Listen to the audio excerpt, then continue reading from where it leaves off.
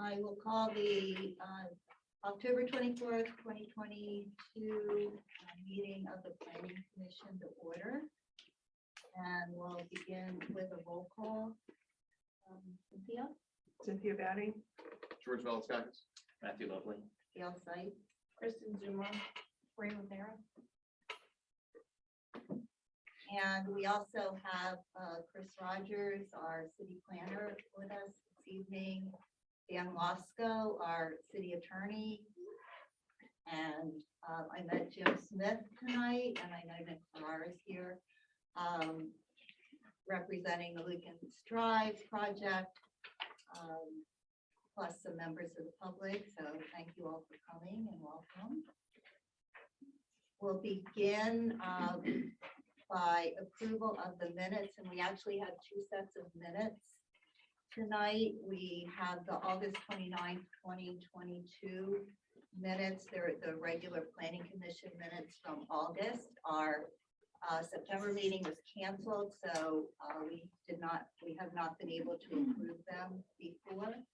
Are there any comments or corrections to the August 29th minute? Someone make a motion? Second? Second. All in favor? Aye.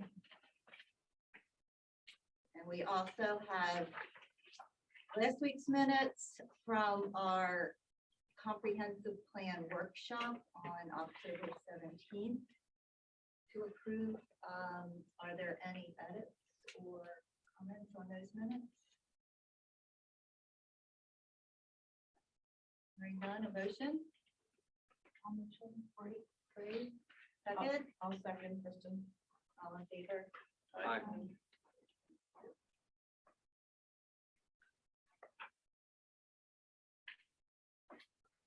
All right, just a quick recap of what's on the agenda for this evening.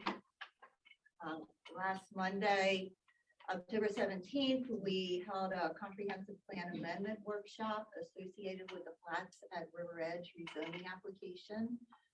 Chris Rogers, city planner, made a presentation on Delaware comprehensive plans and on some issues in the Newcastle 2020 comprehensive plan related to the subject parcel.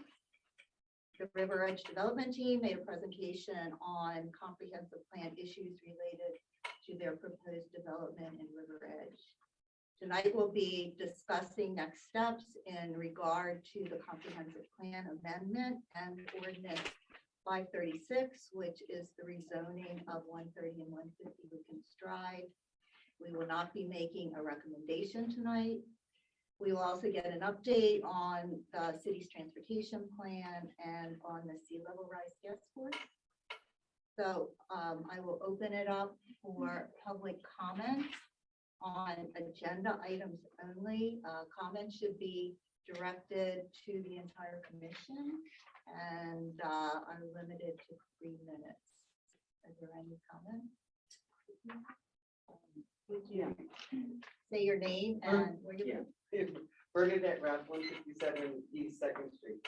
So the reason I'm here is, and since we have to comment before I can hear anything, I'm very ignorant about where the sea level rise task force is, and so I'm just really interested to see the progress there. All right. We'll be discussing that briefly. Like to make a comment. My name is Karen Igo. I live on Cherry Street. I can say the sea level rise task force is working really hard to try to mitigate flooding.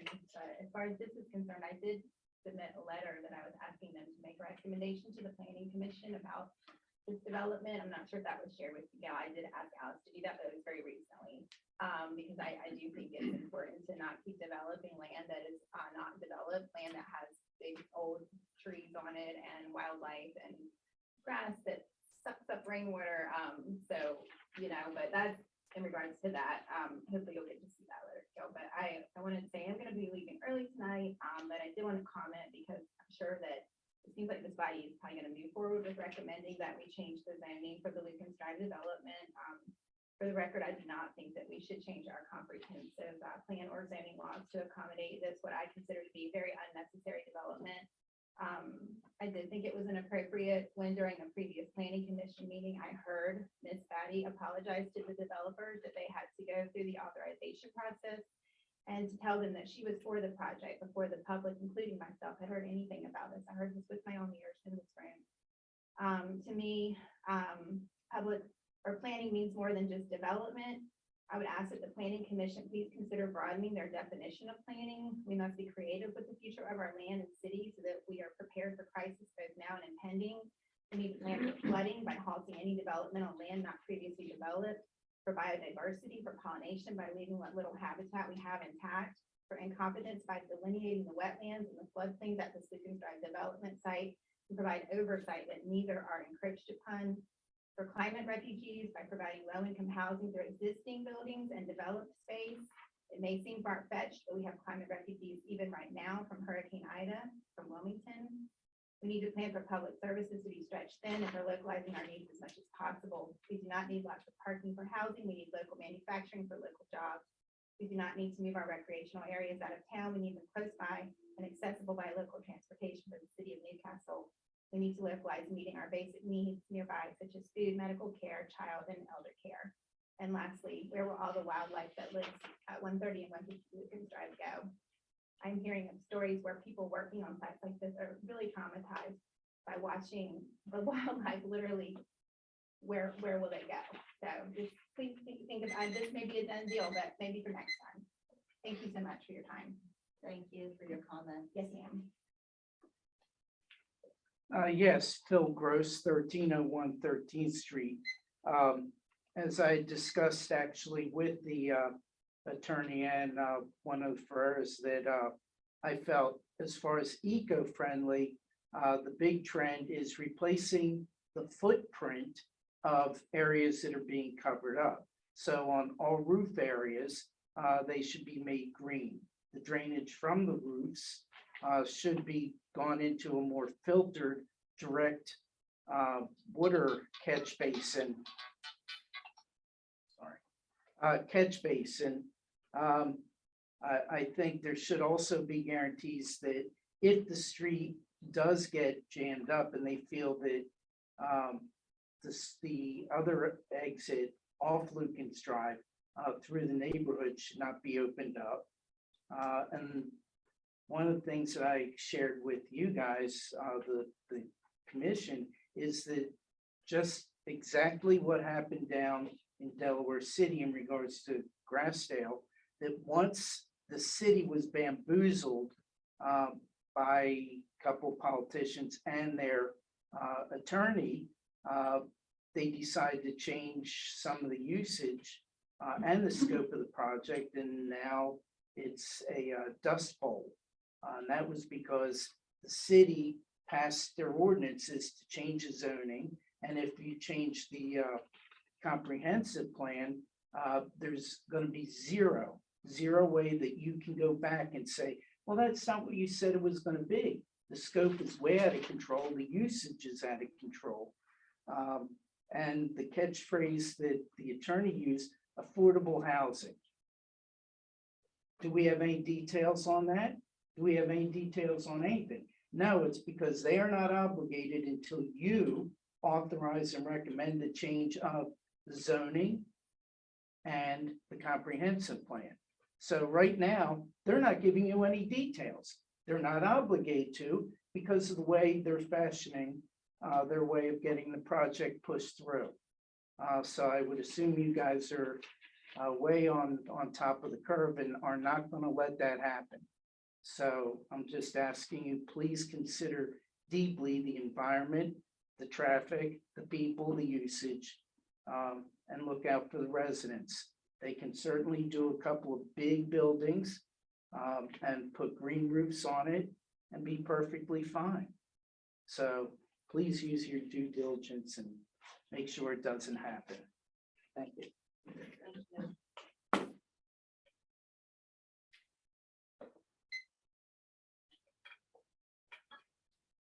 Right. move on. Oh, I do have another comment that was submitted. And I believe all the commissioners have a copy. I am reiterating my request that there be a one-year building moratorium for the city. We already have several very large projects online. With so many problems like flooding and the environment to deal with, it is vital that the city take time to examine what will be good for the town and the residents and what will not. As I've said before, developers make many promises, but they want to make money. Once their project is sold, they depart. They have no interest in the welfare of the town. Dorsey Fisk.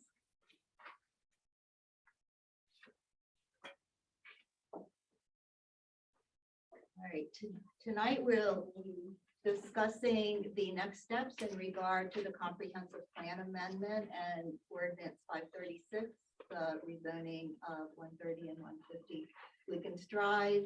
We will not be making a recommendation tonight. So I would like to turn the meeting over to Chris Rogers, city planner, and Dan Lasco, city attorney, to discuss. I would like to encourage commissioners to ask questions, get clarification as they discuss.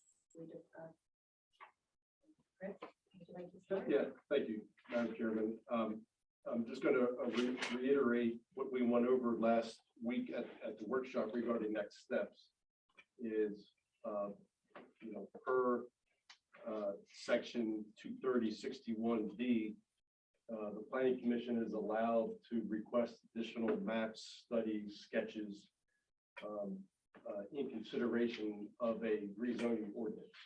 I think we finally succeeded in bifurcating our decision-making process between, by first considering the merits of the comprehensive plan amendment and then the rezoning, but relative to the additional information that you can have at your disposal, I want to make sure that I want to ask you, do you feel that you have enough information on hand, in addition to the information that you're going to receive at the public hearing? Is there any other information that you think you need to support a decision regarding the comprehensive plan amendment in the ways that we've been discussing? We went over a lot of information last week, in my presentation or the applicant's presentation.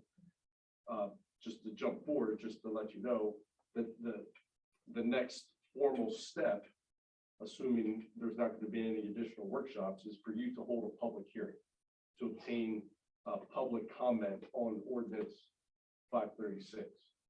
And the regulations say that prior to that public hearing, you can request additional information to support your decision-making process. All of that is specific to a rezoning, but we're going to use that same process and that same information gathering process relative to your decision on the comprehensive plan amendment. So I guess I want to open the discussion up to see, if you feel that you're ready to go into the public hearing and hear from the public regarding the formally the rezoning ordinance and the comprehensive plan amendment, or is there more information that you'd like to delve into? Is it inappropriate to determine, because in rezoning, you are changing the amount of people in the area? Is it inappropriate to understand how that would affect additional policing? Obviously, if you're going to, according to their numbers, add 1,600 or so people to the community, we can't do that with their existing police force. So is it inappropriate to understand how that's going to affect that resource? No, it's not inappropriate to ask that. And again, I'm going to make sure that we're taking the steps of considering the comprehensive plan change first. And I think that an impact on services would be an appropriate request relative to a comprehensive plan decision to determine if it's appropriate to change that use of the future suggested land use of that parcel from light industrial office park to mixed use development. So I think it would be appropriate to ask for the impacts on various services. I'd like to be specific on that fire and rescue as well as police, if that's possible. And Did we determine that fire, It's a fire with goodwill. is it Goodwill or is it? I or- believe it was stated it was goodwill. They I had- stated it's Goodwill. I've been told that it's Holloway Terrace though, that does Lucan's Drive. So, it's but Goodwill? they're gonna be backed up by Holloway Terrace though. Yeah, what is Goodwill is Because I'm assuming that our tax dollars that we would get would obviously have to go to extend policing services and what have you. It's just not revenue coming into the city. That's not going to be a surplus. I would phrase it, I've seen this done before, where you're asking for a fiscal impact analysis of the taxes generated from the proposed development relative to the services required, Yes. to the impact of the services provided by the city. I'm not used to fire companies. I'm used to dealing with taxes generated by a development and impact on the jurisdiction that has land use authority over the development. Dan, how would that, can I ask what your opinion would be on how that would apply to non-city services? Is it within our purview? I would think, and this is just my opinion, and I think this is largely your show. And what I mean by that is that if you think considerations of the availability of utilities, fire and police issues, traffic issues, any of those things are relevant to the consideration primarily, well, initially, to whether there should be a comp plan amendment recommendation. And then secondarily and more specifically, when you get to the issue of rezonings. So one is kind of a macro view of what this land area ought to be used as. That's your comp plan decision.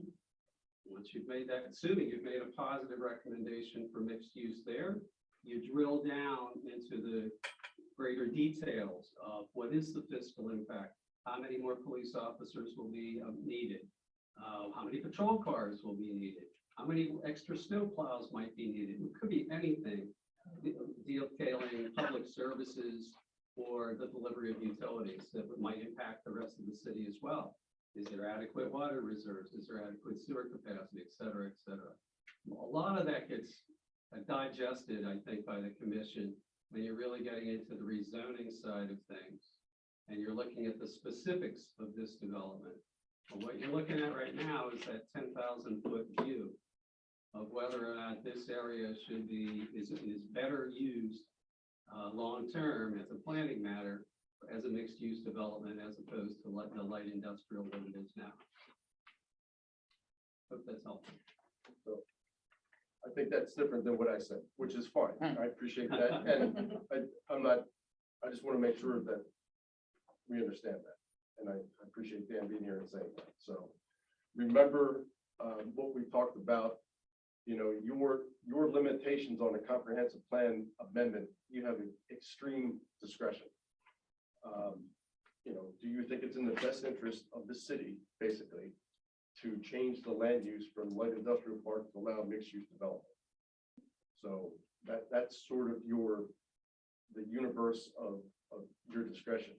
If you do think it's a good idea to amend the plan to allow that type of development, then we could get into the fiscal impacts of the proposed development, and does it pay for itself? And what do we need to do to maybe amend the rezoning or amend the plan to help it pay for itself, to mitigate the impacts of the development on city services?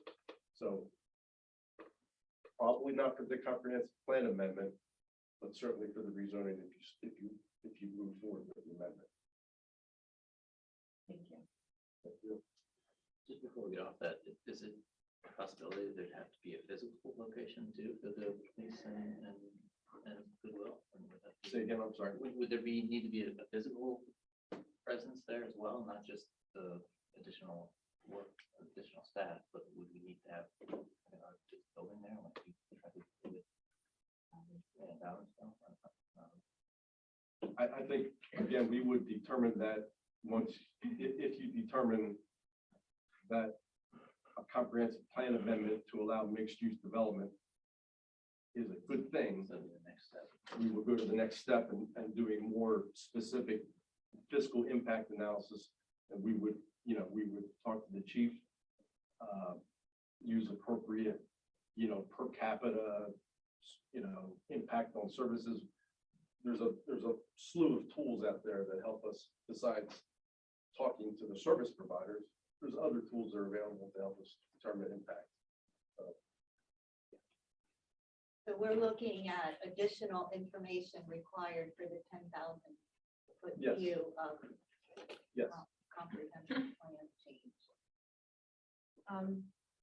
How much of the land can be developed on how it's done now? Like, do you know? I know you can only develop so much land, period, when you have an open area. So much percentage has to remain open. Are they I guess my question is, if it went with light office park or whatever that is, would it potentially develop more of the land versus what they have shown in their plan, I guess? Is there a map that shows how much or what square footage of their current amount can be developed? They showed you some hypotheticals of what it would look like if it was a fulfillment center versus a. Yeah, but there's rules about how much somebody could do on that.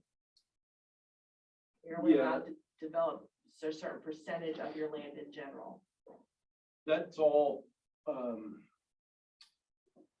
borne out in zoning. Okay. In zoning, there's maximum lot coverage by zoning district.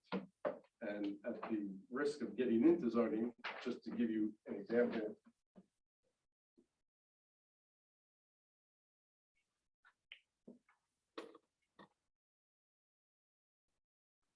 Lot size, 40 feet.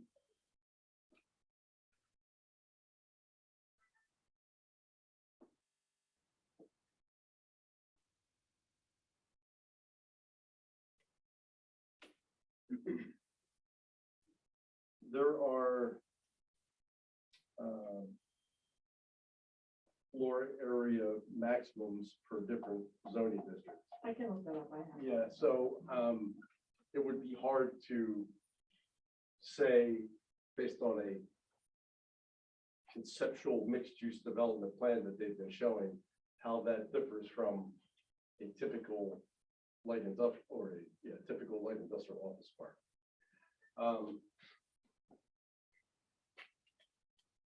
Is that a comprehensive plan type consideration?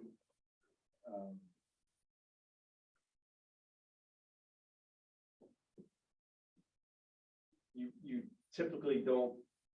I was more thinking on the lines of addressing the comment from Karen in regards to the ecological. The paving, I think, is where you're going with this.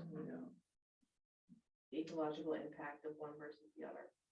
I was just trying to figure out a way to determine, because the land is technically able to be developed either way. But it can go to light industrial park, what could be a big concrete slab, or it can be this. So it's not like we're taking a park and putting a building on it. It's something that's already zoned to be developed. Yes. So that was my I guess my question, but I can look that up in my book. So, it is a developable piece of land, and being developed under any zoning category, there's going to be restrictions on impacts to wetlands, tidal and non-tidal that are going to be universal to any development project. There will be state and soil conservation district erosion and sediment control and stormwater management requirements that will apply to, any development. Would one type of land use have less ecological impact than another. It would be very hard to determine at a 3,000-foot level without getting into the details, because there's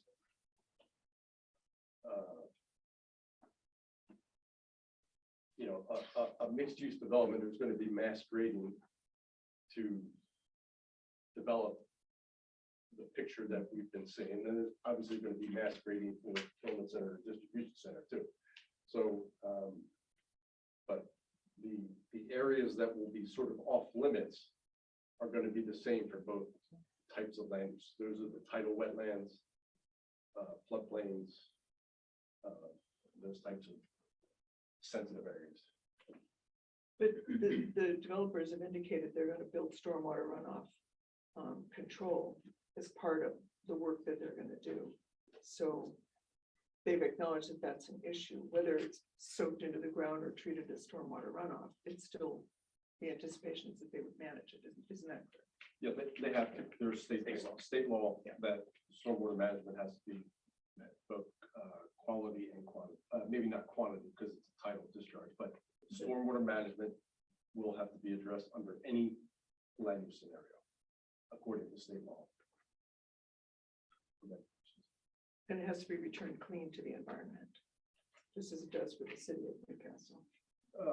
There are, without getting into the details, that yes, they have to treat the runoff and yes, I'm not going to get into the details of which stormwater management criteria is, because I'm not an expert. But you have to meet the state regulations for stormwater management.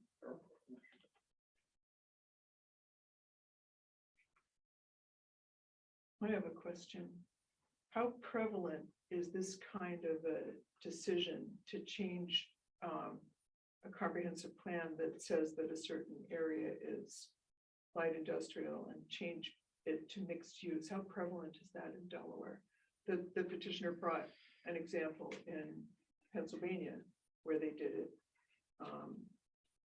But does that happen here, and how often, and how would we know if it's something that people do routinely, or if it's done very infrequently? I can't answer that for sure. I don't monitor other jurisdictions' comprehensive plans to know whether this happens frequently. I've never seen one of this magnitude. Mr. Tucker is right in that there are applications for rezonings that are accompanied by comprehensive plan amendments. You'll see those on the plus agenda.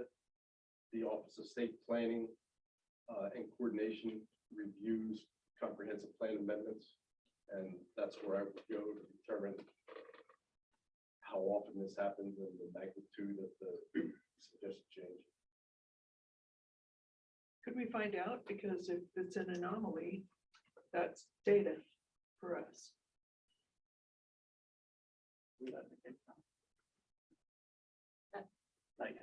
Pardon? I didn't know if we could make a comment. Sure. Sure. So my background, I was with the county for 25 years. It's fairly common in the county and in municipalities. One of the most recent ones you can, there are actually two that are going through the process. One was the country club that's up on Shipley Road that's being redeveloped into a residential community. But if you were to come down Silverside Road to the Concord, Concord is a very large mixed-use development. It used to be just office buildings. It was an office park, and they redesigned it as a very successful, very attractive mixed-use development. And you've probably seen it as you come out to Concord Pike along Silverside Road. That's one of the most recent ones that you would find in the county.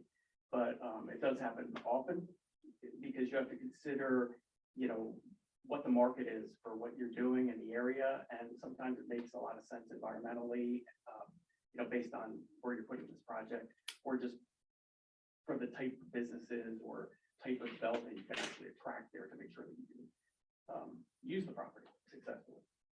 So in the county, they actually amend their comp plan at the same time that they do the approval. And it's not, they don't amend the plan first and then go back and do it. They do one amendment that approves the development and changes the comp plan at the same time.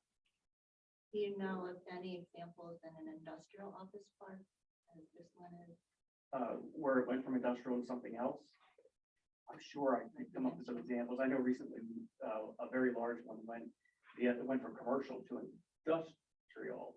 And that is, you'll see that development right behind the Burger King. If you go down at Harris Corner, it's currently all being developed behind there. You see the grading that's going on behind, it's next to the airport, behind Burger King. And that was a CR property, and that's going to be a fulfillment center type warehousing where they're actually going to industrial. So again, that was a very large parcel that is becoming industrial, because that's what the county and the state thought would be very successful there to attract new businesses.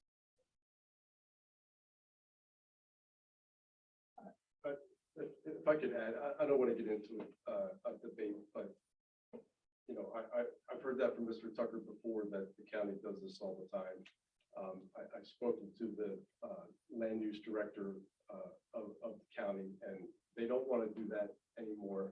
That they want to take a stronger view of the comprehensive plan and not spot change it as has been done in the past. Secondly, the geography of a county is completely different than the geography of a small urban area such as we are. That you can't, just by common sense, you can't determine and fully understand the future land use of a geography like a county. Here in the city of Newcastle, we're relatively small. We have established land use patterns. When the planning commission was considering the comprehensive plan, they could envision every area that was on that suggested land use map. We were familiar with it. They were familiar with the neighborhoods. They were familiar with the undeveloped land, the developed land. So it may have, so two things. It may have been done historically in the county. I think they're moving away from it.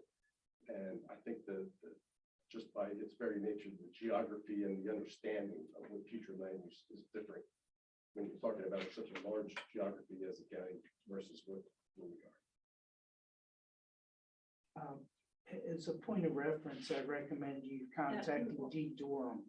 Yeah. Commissioners, right now discussion. So I think we're asking the question, is there other study information we need before moving on to the public workshop? And can I add one more thing, Madam Chairman? You know, to the point, I don't know the examples that Mr. Smith is talking about, but to the example that was shown in Mr. Tucker's in the presentation last week, I didn't have an opportunity to review the presentation, you know, before the meeting, but I looked up the site afterwards, and I do believe that is an example of a large mixed-use development in an office park area. But if you look at the development, it has its own access directly onto a 4-lane dualized highway. So that large development, Atwater, has its own individual, boulevard access onto a road that is similar to Route 9. And the office parks adjacent to it do not share an access. You know, so there may be a Wawa or an office park on the corner of where that large residential area exits onto the dualized highway, but it is a residential community in an office park region, but it's its own entity. It's not joined to the other adjacent office parks by vehicular connections. That brings up a question. So any traffic questions would go at the zoning portion? Because I understand the number, their estimates and everything, but they're not, what I haven't seen is the impact on Route 9 on Cherry Lane. So would that be something that would be discussed or drilled down on at the zoning portion of this? if you're and I'm trying to delineate what's a comprehensive plan issue and what's a rezoning issue. If you're concerned about the capacity of an intersection, then I would say that's a rezoning and the impacts of it. If you're concerned about the potential conflicts of a mixed-use development in an industrial park roadway with only one way in and out, I think that's a land use comprehensive plan issue. So what are the right questions under those circumstances? What should we be asking? Your discretion, do you think that this is a good for the city? In that, mixed use development in that location, knowing its access, I think is on the table as part of that consideration. I can't speak for everybody else here, but I haven't got a clue based on where we are. So I'm hoping somebody else will speak up and support me. I have no basis to make that judgment. So does anybody else here on the committee? I'm curious. So I would say, based on the workshop last week and the information presented, I have enough information to make the comp plan decision. But so I think the question is, are there other information that's required? Remember, we still have to have a public hearing. Right, more public comment. Yes. And after the public hearing, where the public comments and final decision on a recommendation. Sorry, I can't hear. Can you speak up? After the public hearing is when we make our decision. Yes, on a recommendation to the city council. So, In that meeting, moving on, your official next step, put the first discussion aside, regarding the public hearing. A public hearing is advertised, adjoining property owners are notified, it's posted in the paper. It's something that city staff does all the time. You don't have to worry about that. Assume that it will be noted and posted appropriately. You will have an agenda item. You will set the date, and there will be an agenda that says public hearing, ordinance 536. You will open the public hearing, and you can set your rules for public comment. I've been at many public hearings where it's just open for public comment. There's no back and forth.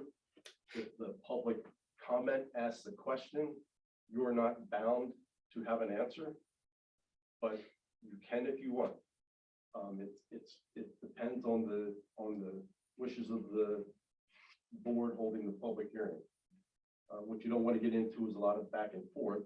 So most of the times I've seen it where the public just makes a comment and you say, thank you. Does anybody else have a comment? If the public hearing is at a regularly scheduled meeting, you would make a motion to go into public hearing and have it seconded and approved. You go into public hearing, you have your public hearing under the rules that you dictate. Once you're satisfied that you've received all the public comment from the public hearing, you make a motion and second to close the public hearing, and you move on to the next regular, to a regular agenda item if it happens to be the same meeting. You can have an agenda item after the public hearing that says, item number 3, after sea level rise, item number 3, recommendation on ordinance 536.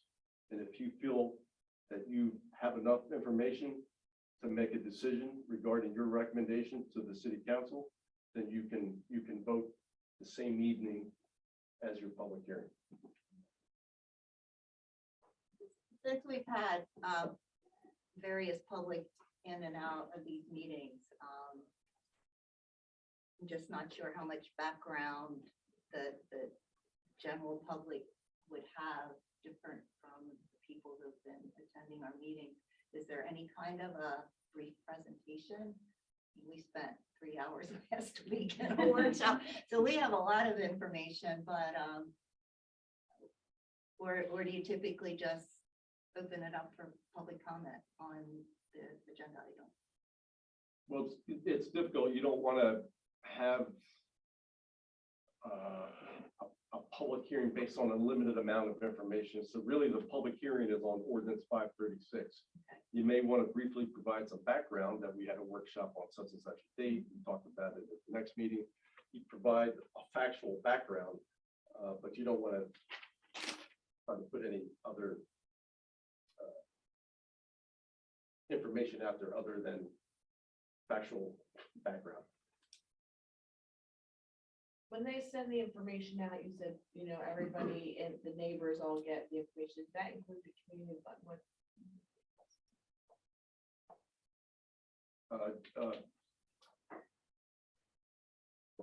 Sorry, Kristen, does that include what? The community button would, Buttonwood, okay, thank you. so that they would be notified of that. Because the presentations only talked about Collins Park. And they're not part of. 3062. I Um, have the code if you. Yeah. Um, 3062. 61, see? Planning Commission shall conduct a public hearing thereon. Oh, for the requirements of 23062, yes. Provide public hearing by first place mail. The owners of lots included in the proposed change and those immediately adjacent thereto extending 100 feet therefrom. And those directly opposite. I don't know what 100 feet Not is, but much. I don't know. So I don't think that would get to the residential communities, But could it, or you would just make sure that any advertisement? They won't get letters, but I mean, it's gonna be in the paper and on the website and what have you. Yeah, I would defer to the council, but I wouldn't recommend going beyond what's required, specified? because you could be, accused of doing something different than other rezonings have a comprehensive plan about. So typically when you have public hearings, crowd size or whatever, is it like the RSVP, like how do you know how many people you're gonna attend? Is it gonna be in this small room? Is it gonna be held somewhere else where, like typically like this? That's How does it work? not easy. You do your best. Is it gonna be a line? Like I'm just trying to gauge it and envision like how this actually goes down. Sure, Dan, I've been to dozens and dozens of them, and you try to balance it. If you feel that a big crowd's coming, you change your venue. If you make a bad decision and you can't accommodate the venue, you continue the public hearing. If people are spilling out and they can't hear, that's a bad thing. It's a safety issue. People aren't understanding what's going on.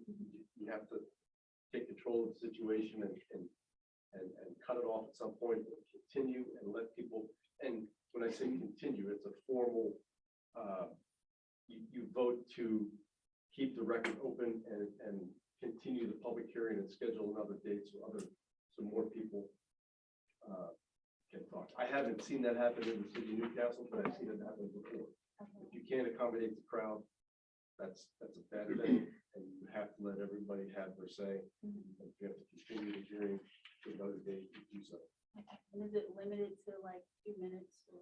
It's up to, typically up to the chair. Thank you.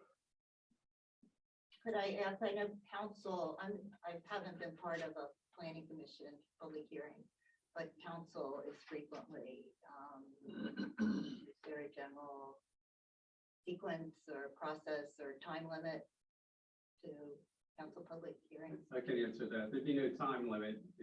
You're gonna allow anybody from the public who wants to speak. We give the applicant time to speak or rebut. And ultimately, you're in a fact gathering type of mode here. So it's time to listen, learn, so that you can prepare yourself for an ultimate vote.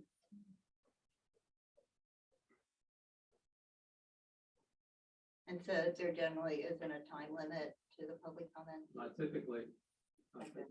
I mean, if you're talking about an individual comment, you want to give them 3 minutes or 5 minutes, those are rules that you as the chair can set. But in terms of the global hearing, it might last a half an hour, it might last 4 hours. We don't know. We don't know how many people are going to come, and we don't know what they're going to have to say and how long they're going to talk. I don't think 4 hours, don't worry. It's just a critical point. And I know many times council, many times council holds them prior to their general meeting. They will often do that when they have a public hearing. They'll do it, they'll schedule it for say a half an hour, let's say, before their regularly scheduled meeting. So it could be done that way. Again, you guys set the agenda.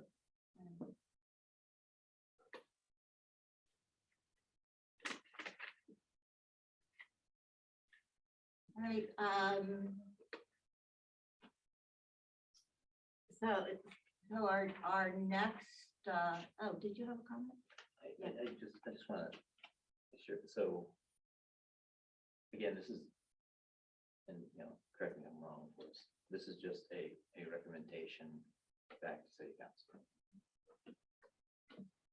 Yes, and the last thing that we wanted to get into is, Dan and I have talked, so we bifurcated the comprehensive plan consideration from the rezoning and site plan.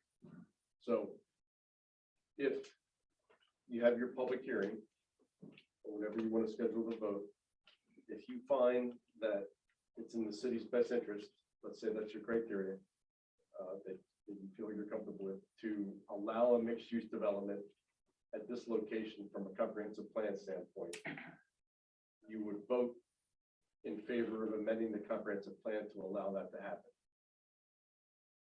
And if that's approved, then we move forward into digging into the rezoning type of information. That does not, Dan and I spoke, that would not get forwarded to council on its own. That would be sort of a decision that the planning commission is making on your own to give yourself confidence and the applicant confidence to move forward with providing the more detailed information that may be site specific about impacts to intersections, building coverage, those type of things. If you feel that an amendment, if you feel that a mixed-use development in this location is not a good idea from a comprehensive plan standpoint, then you would therefore have to recommend disapproval of the ordinance, and that would get forwarded to the city council, because there's no sense in considering the detailed information that you're going to get on the rezoning or site plan, because you feel it's inconsistent, that you feel that the comprehensive plan shouldn't change to allow this. So a negative consideration would get forwarded because there's no sense in reviewing anything more. A positive consideration of the comp plan amendment keeps it in our court, and we continue with the technical review. And let me add something to that, because this is important. Things can boomerang back to you. Let's say you've made that negative recommendation, it goes to council, and council wants to learn more about the rezoning aspect of things. So they've got your recommendation on the comp plan amendment, all right, and now they're sending it back to you for further information on the rezoning aspect of things. This is where they really want you to drill down on the traffic issues, the police issues, public safety issues, density issues, environmental issues, all those things, right? So it is possible that this could come back to you. Regardless of what we say. You're making recommendations. You see, you're not making final decisions. Right. And for that reason, council, here's what your recommendations is, but elects to, but it's not necessarily an agreement. They don't have to accept your recommendation and vote consistent with it. So if they look at it and they say, we really want to learn more, they can send it back to you.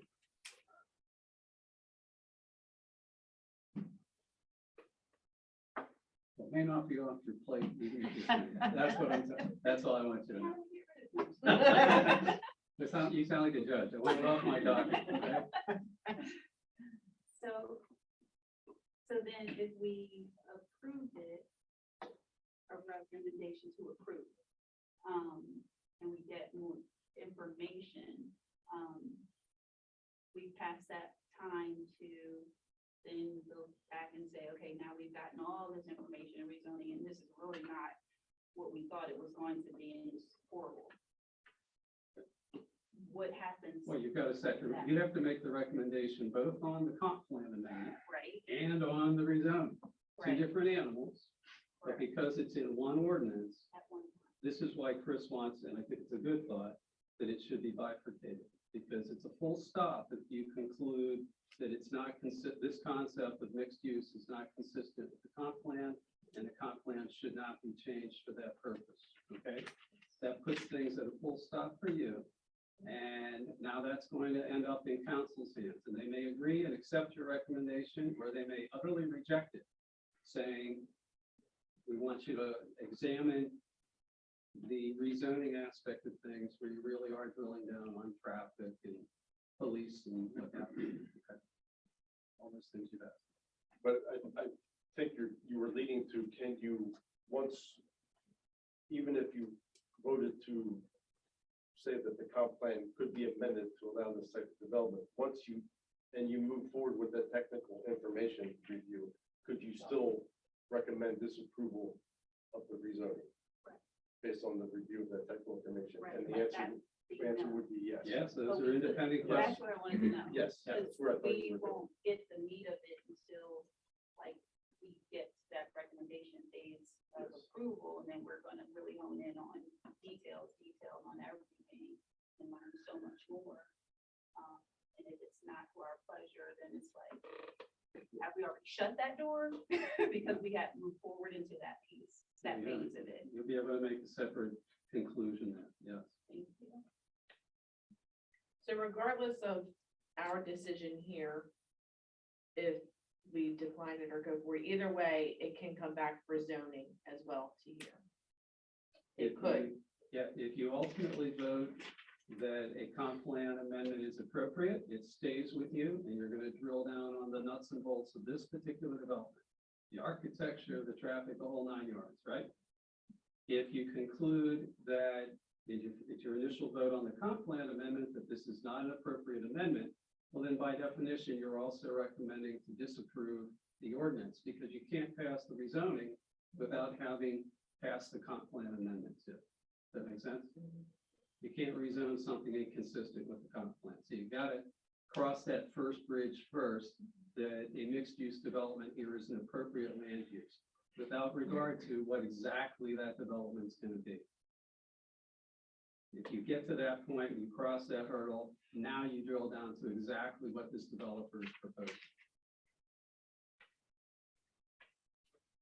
I have another question, which I don't think we've really been specific about. When suppose we decide to reject the change to the comprehensive plan, do we have the opportunity to explain to council why we made that recommendation? And what would that look like? Because to just say no isn't helpful, actually. It doesn't reflect the work we've done. It's not fair to the applicant, but so far, that's all I've heard we would get to say. Or if we recommended yes, would we be able to give reasons why? Because I think we're charged with the responsibility of making that determination, even though we don't have the power to enact it. And therefore, shouldn't we explain in a structured fashion? And what does that look like?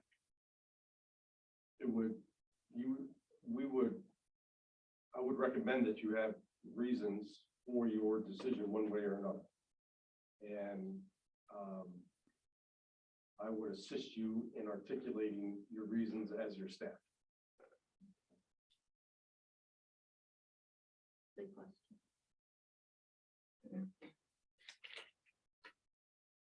All right. Anything else we talk about? Chris, was there anything else you wanted to share or? I just want to go on record that I'm going to be responding to the applicant's presentation that they made, because I hadn't had it till that evening. And the type of thing that I discussed earlier regarding the access, I would like to comment on some of the things that they said during their presentation. And I'll make that available to the planning commission, and I'll certainly make it available to the applicant in advance of the public hearing. I just want to get some things on record.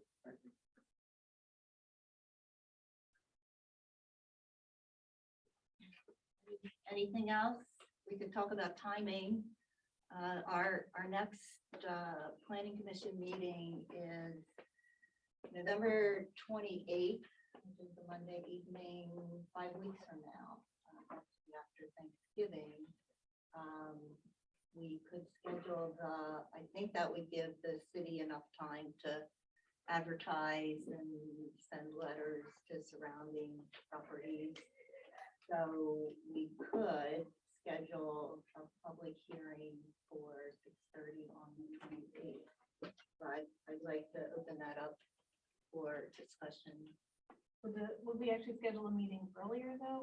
Like you Yeah. mentioned, like a half hour earlier than our typical Well, we time, or- could, I'm just not sure about, some of the commissioners seem to have, I mean, we could schedule it at 6:30, since some of us seem to or have difficulty getting here earlier, and then just move our regular planning commission meeting till afterwards, hopefully it's not 4 hours, but so it seems like 6:30 is a good time for most people. Although we could move it to 6, I will respond to the. Either one's okay with me. I think, Yeah, I'm just coming from Dover and, Remember, there's some people from the public too that may not be getting home until 6 o'clock. as right, well. so 6:30 might work best for the public hearing, and it sounds like the applicant can respond to some of the comments, so we need to make sure that proper representation from the applicant will be available as well. I'm concerned about that taking place in the same meeting. Well, we Honestly, I don't like that idea very much. don't have to. No. You mean to actually do a motion and then in our meeting? After the public hearing, fine, but before, if we hold the public hearing, the applicant should not be involved in that, unless there's some reason why they should be. They're a member of the public too. They can make a statement for 3 minutes, but not make can they make rebuttals to questions that we've had? Is that? That's all within the purview of the chair, but I would think that's wholly appropriate. I mean, if you want to be fully informed and make an educated decision, you should hear it all. I agree. Well, But the public hasn't heard all the other stuff. That's the problem. My concern is the public would have questions for the committee that maybe should be answered by, so. For transparency purposes, I think they should be able to Yeah. rebut any of the information that's presented by the public. Answer. Yeah, I mean, you don't have to make your decision the same evening as the public hearing. Because there would be some reasonable, it might be reasonable to be able to consider everything we heard that evening before we would make our I decision. would think you'd want to hear the public and the rebuttals or the comments from the applicant. And then take time to process everything before we had a vote. I just want to be clear. I didn't think we should use the public hearing for rebuttals for your comments on their presentation, unless you all think that's appropriate. I don't think that's appropriate. The Chris's comment, you mean? Yeah, I on the would agree that material, this is a public hearing. It's for public comment. right. So you misunderstood my point, I think. I didn't say that. I mean, you you should have my review, and if the applicant wants to have a rebuttal to my review, you'll have that on the record going into your public hearing. Okay, so it'll be in writing. Yes. Okay, that's all. I just didn't think it should happen verbally Oh, in yeah. that I context. didn't mean it verbal. I'm Thank sorry. you. Okay, that was what I was hearing. Yeah, I think we all talked about what's happening. Yeah, Republic, that's fine. I don't care. All right. Well, I think we will go through the proper channels to check with the applicant and get the process started to advertise a public hearing for November 28th at 6:30. And we can follow it with whatever might be on the agenda for regular planning commission meeting. But not, I think what I'm hearing is not planned to make a decision that evening until we have some time to digest what we hear. But should we wait till the December meeting, or should we do Well, something in between? December meeting is that going to be early, I would assume.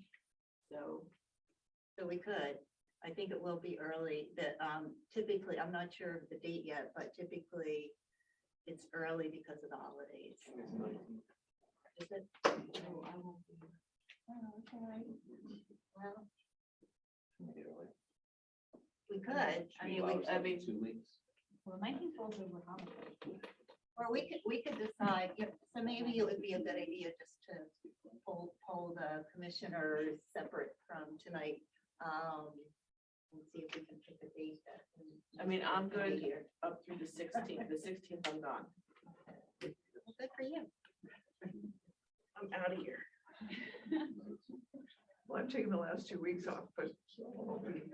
We'll be here. So, Okay, excuse me, if you do, and we're not saying this to make you make it at, you sit at the same meeting, but after the public hearing, you should be closing off public comment and information gathering.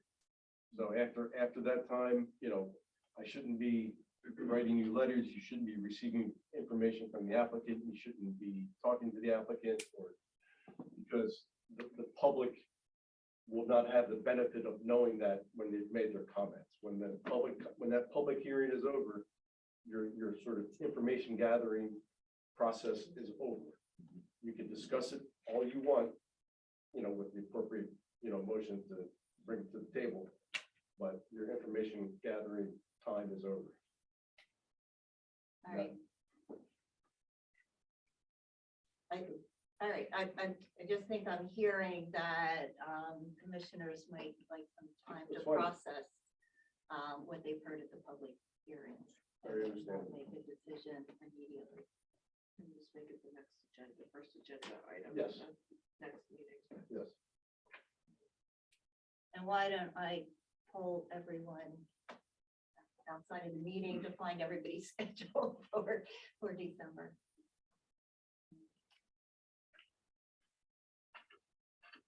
All right, anything else on the next steps?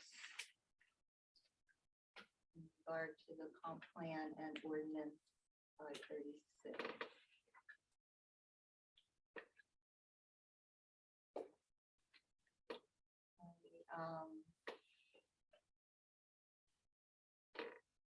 Did the applicant have any?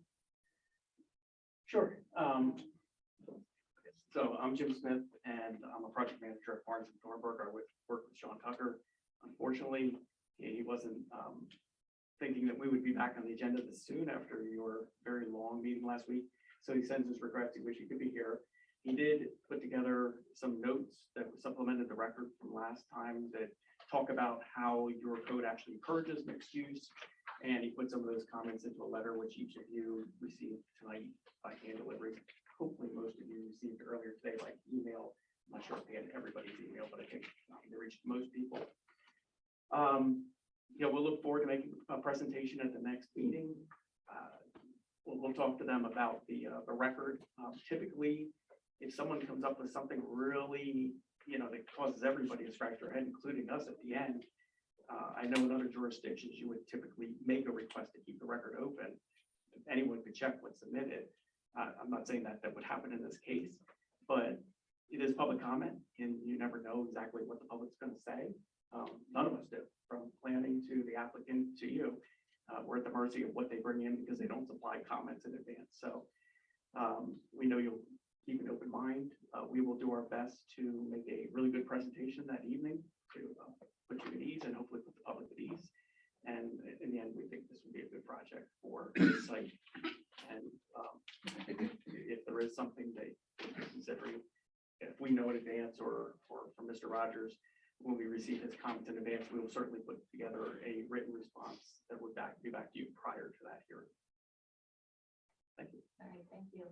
Madam Chairman, I'd like to request that any material that's presented in these meetings going forward by either our supporting staff or by applicants be given to us well in advance of the meeting so that we can respond. If you would have their presentation prior to the last meeting, you could have responded to it then and it would have made for a better meeting.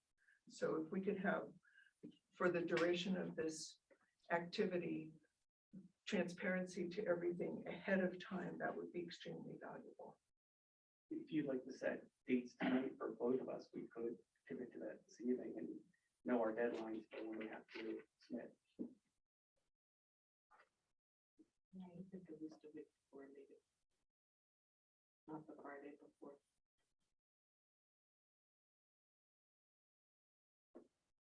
Yeah, I mean, given the fact that it's November 28th, I mean,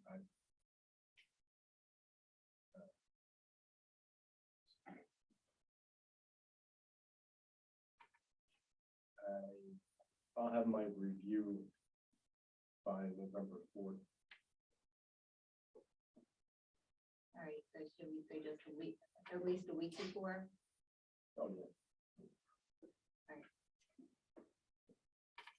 Well, the week before is Thanksgiving. I think that's the point people are trying to make. So it needs to be sooner than that.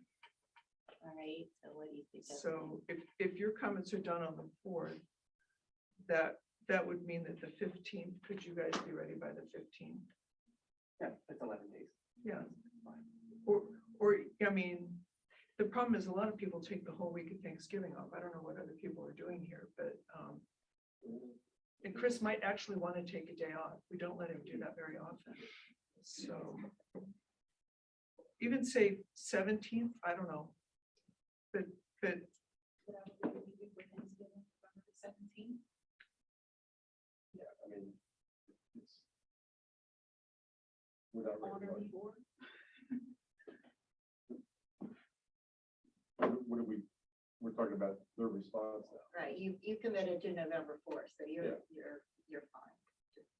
I think what we're saying is anything that would be coming from that meeting would have to be in by November 17th, regardless of who it comes from.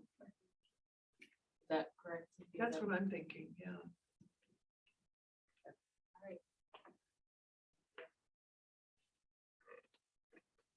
All right. Moving on.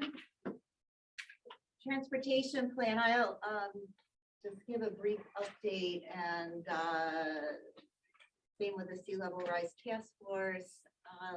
And if anybody has any comments or questions, and if there's anything else, any other special projects that anyone or any commissioner would like to discuss, be happy to hear them. The transportation plan, the final draft of the 2022 transportation plan was presented to council at the October meeting. It was presented by Heather Dunnigan of Will Mapco. The plan was done jointly by Will Mapco, the regional planning organization. DelDOT was involved, City of Newcastle, and Century Engineering. The plan's relevant. It's important because it's relevant to our chapter 6 in our comp plan, the transportation section. And we have a number of goals and strategies in that section that our new transportation plan addresses. So I have a copy of the transportation plan, which I got from Kim. If you're interested, You can get a hard copy from her. I'm sure it's also on the city website. And there are specific projects that came out of the plan. A lot of them address speed management and then some strategic intersections in our city, which are problematic. And there were a number of public workshops that hopefully many of us participated in. There were some of us on the planning commission who were on the advisory committee, like George and myself, and I think John Lafferty before he moved to New Jersey. But there are specific projects that came out of the plan, and they were prioritized high, medium, and low, and a cost and a term, whether it's short-term, medium-term, long-term, to address. And the good thing about having a plan, our last plan was done in 1999, so almost 25 years ago. And the good thing about having a plan is that these projects should make it into DelDOT and will map those planning. So we should get funding. It's not, often it's not as quickly as we would like it, but at least it gets in the pipeline. So, and there are a number of, besides the intersection, there's a lot of bicycle and pedestrian improvements and connections. Like connections is a big part of this. The Martel Trail to Battery Park and just a number of other bicycle and pedestrian connections. So there is not a connection between the River Edge project and downtown. That's as part of that is part of this plan. They're more within the kind of the center of the city. So any questions on the transportation plan? That's available on the city website. Or you can get a hard copy from Kim, which is what I did. And then Sea Level Rise Task Force. Again, the task force was appointed by City Council for a one-year term and is now 6 months out from that one-year term. And at the 6-month mark had to, or was required to present kind of an interim report to City Council, which was also done. Well, I know it's been sent in. I'm not sure it was discussed at the October meeting, but I know it was sent. So some of the recommendations in that 6-month report include protection of the historic district between the dikes. So we have 2 dikes at the edges of the historic district, but then nothing in between. Raising of the dikes. The dikes are currently at 8.5 feet. And, they should be raised and try and, I mean, there need to be engineering studies to figure out the best, how high to make them. Evaluating and improving some of the creeks and marshes, which the river causes flooding, particularly in Buttonwood and Van Dyke Village. Reviewing code for end of century sea level rise considerations. And researching funding, of course, and preparing resources, funding resources for property owners.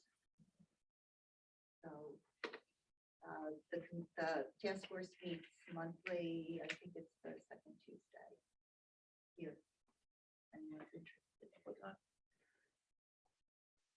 At 7.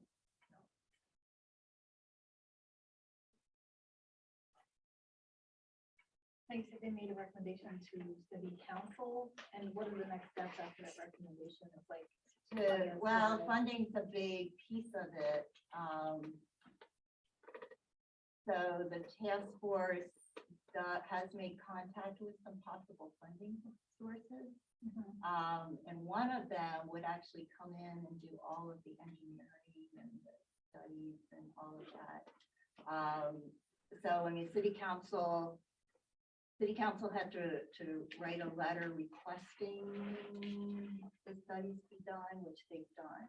So the next 6 months will be spent, I mean, working on, we've got some committees working on, looking at code, looking at preparing resources for property owners.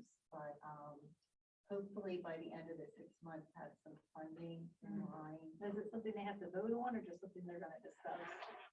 City council? Yeah. Mm, It doesn't sound like there's actually anything to vote on, but I just wasn't sure, like. Well, they would, so assuming this one funding source, I mean, they would have to vote on whether they wanted to proceed. A lot of times there's a Okay. match from the city too, Okay. so they would have to vote on if they're going to include that. in their budget. Okay. Yeah, I was just trying to get an idea of if they will. Yeah, just like, once they get the information, what their goal is to do with that. Okay. The budget, funding and budget's a big part. Any other questions? Is there a place on the website, I'm looking at it now, that lists the names of the members of the task force or any documentation that they're working on? So I'm looking at, phone is not always the best way to look, but I noticed that our names aren't up there either. On planning commission? Yeah, There's a link towards commissions and boards where everybody's listed. It's not, planning commission has a direct link. It doesn't have your names, but if you go to, there's another link under government, commissions and boards. committees and boards. Yeah, Okay. Sea level rise task force, I'm not positive, Cynthia, but. Okay. I'm looking. Anything else? Oh, All they right, are. comments, They are there. Yeah. Yeah, they are there. Thank you. any comments from commission members on? the topic?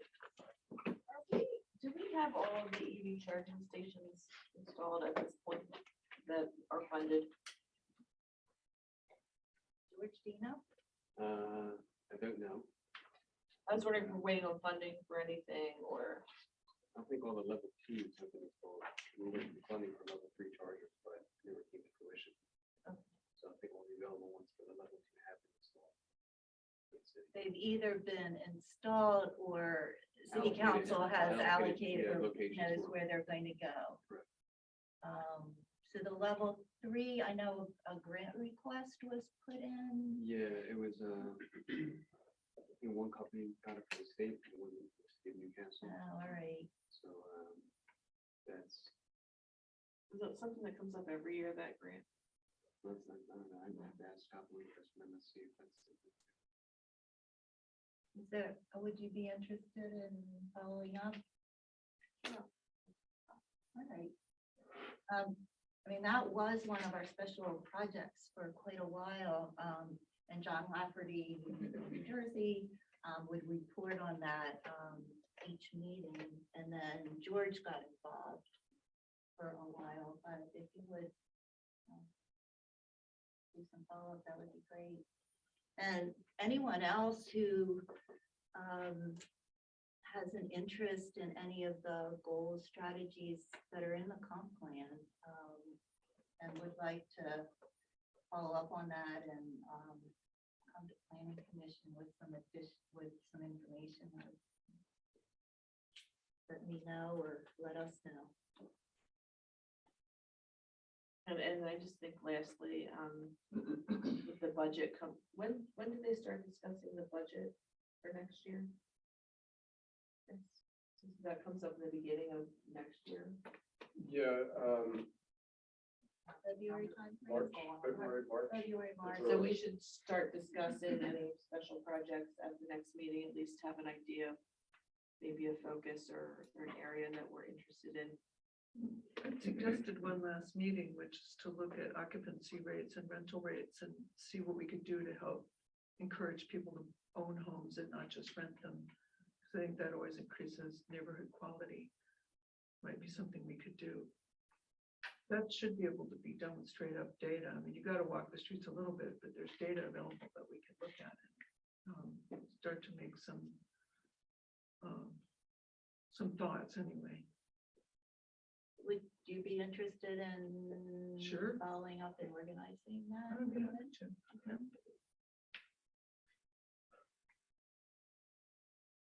All right, anything else?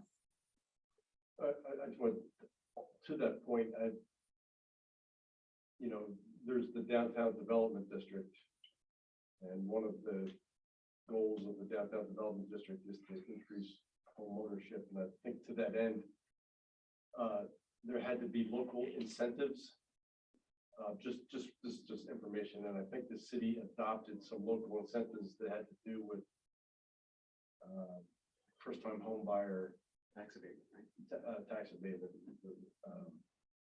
transfer tax. It wasn't a property tax abatement, I think it was a transfer tax. I think you mentioned that when we were going through the comprehensive thing. Yeah. Few I don't have it. meetings back. Yeah, that's when Mr. Brown, if you look in the downtown development district link on the city's website, it may lead you to the local incentives, just for information. And there's a lot of occupancy data in the DDD and probably and also in the comp plan. Not occupancy, rental versus ownership, I'm sorry. Right, yeah. Anything else? Any motion to adjourn? Motion. Second, all in favor? Aye. Thank you, everyone.